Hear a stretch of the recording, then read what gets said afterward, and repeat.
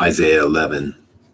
Then a shoot will spring from the stem of Jesse, and a branch from his roots will bear fruit, and the Spirit of the Lord will rest on him, the Spirit of wisdom and understanding, the Spirit of counsel and strength, the Spirit of knowledge and the fear of the Lord. And he will delight in the fear of the Lord, and he will not judge by what his eyes see, nor make a decision by what his ears hear, but with righteousness he will judge the poor, and will decide with fairness for the afflicted of the earth. And he will strike the earth with the rod of his mouth, and with the breath of his lips he will slay the wicked. Also righteousness will be the belt about his loins, and faithfulness the belt about his waist.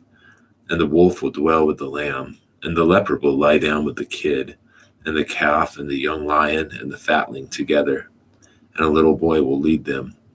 Also the cow and the bear will graze, their young will lie down together, and the lion will eat straw like the ox, and the nursing child will play by the hole of the cobra, and the weaned child will put his hand on the viper's den. They will not hurt or destroy in all my holy mountain, for the earth will be full of the knowledge of the Lord, as the waters cover the sea.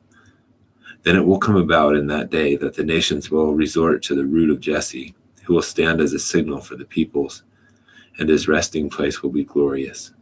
Then it will happen on that day that the Lord will again recover the second time with his hand the remnant of his people who will remain. From Assyria, Egypt, Pathros, Cush, Elam, Shinar, Hamath, and from the islands of the sea.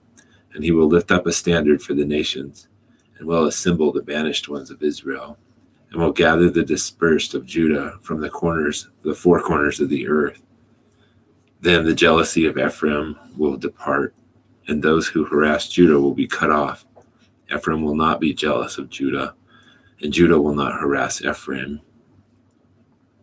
And they will swoop down on the slopes of the Philistines on the west. Together they will plunder the sons of the east. They will possess Edom and Moab, and the sons of Ammon will be subject to them.